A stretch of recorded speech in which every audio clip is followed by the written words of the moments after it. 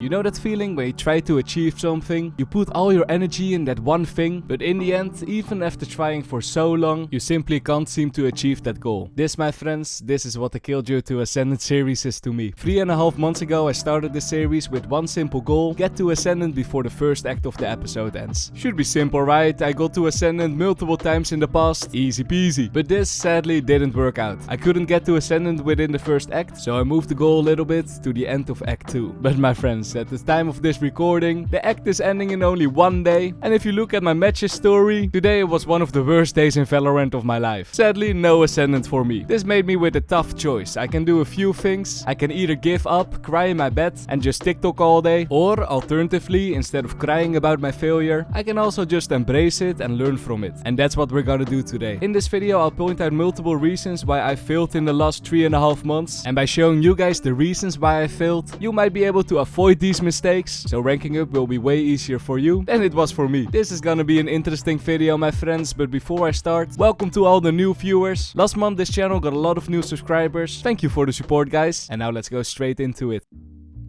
So the first reason why I didn't rank up over these last few months is probably because I was too overconfident. Being overconfident is a thing that a lot of older Valorant players have. If you, for example, are an older Valorant player and in the past you got a certain rank, in my case Ascendant, multiple times, a lot of players would think, okay, you know what, I got it in the past, I can do it easy peasy again. But this, of course, isn't the case at all. I was too overconfident, and because of that I was playing sloppy. What do I mean with that? Well, take a look at this pre-round of one of my latest games, for example. Maybe if you use your mic, it will help. You know, like once the As you might have noticed, you heard a loud Dutch person talking, and that was because I was watching YouTube in between rounds. But because I was watching YouTube, I had no idea what my teammate Brimstone was saying. It wasn't until the barriers went down when I stopped the YouTube video and started playing. And what did I do in the round? I pressed W the whole time. And like you hear, as soon as I died, I put on the YouTube video again. MrLowlander. It looks like you prefer to watch YouTube than to play a game over here. So my friends, what we can learn from this: don't watch YouTube in between rounds. In my case, I think watching YouTube in between rounds had all to do with being overconfident, because my mindset was, yo, I can rank up anyway, I might as well watch YouTube in between because these games are easy. And well, as we saw in my matches story, this was a bad theory. I should have focused, man.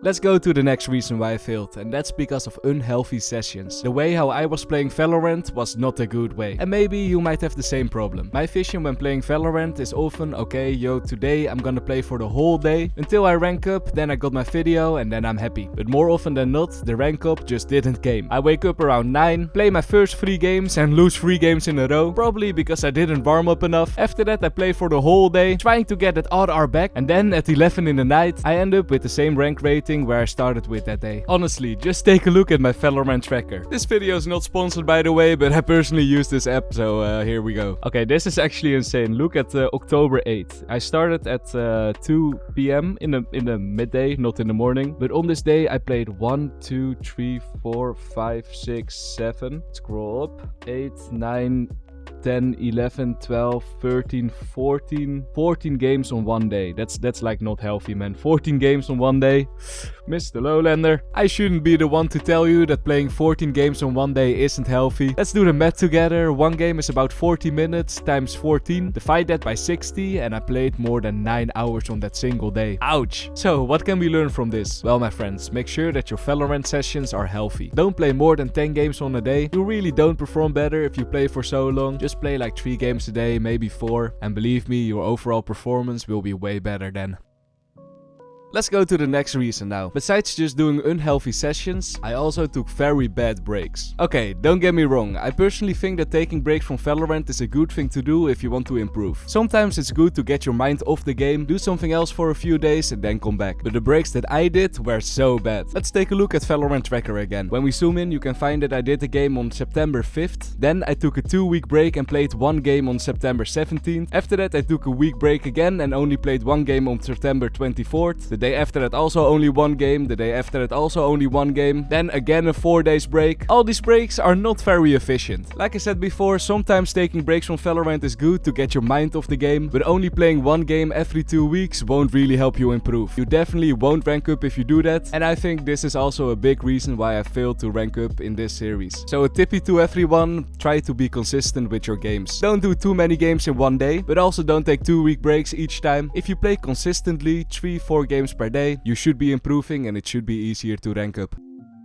The next reason why I think I failed is because I didn't do anything that helped me improve in game. This goes a bit hand in hand in being overconfident, right? Because I got Ascendant a lot of times before, I thought my skills were on the level to get it again. But apparently this was definitely not the case. But why wasn't it the case? If you really think about it, it's strange that you become a worse Valorant player, right? But here's the thing, I don't think I became worse at Valorant, but it's because of the agent. My experience with Killjoy was 0. I never played this agent before. And this is something that you also have to keep in mind in your games. If you only play 1 agent, for example Jett, and you get Ascendant with Jett, it means that your skill level with Jett is on an Ascendant skill level. But this doesn't automatically mean that your Killjoy skills are also on an Ascendant level. Especially when you're switching roles, I feel more confident as a duelist and the Killjoy is not really a duelist, you need to learn that agent. And at one point I stopped doing that. So the biggest tip I can give you about this is never stop learning. If you think you mastered an agent, think twice because there's always something new you can learn. Try to, for example, hop into a custom game, learn lineups, setups, or watch some YouTube tutorials on your agent.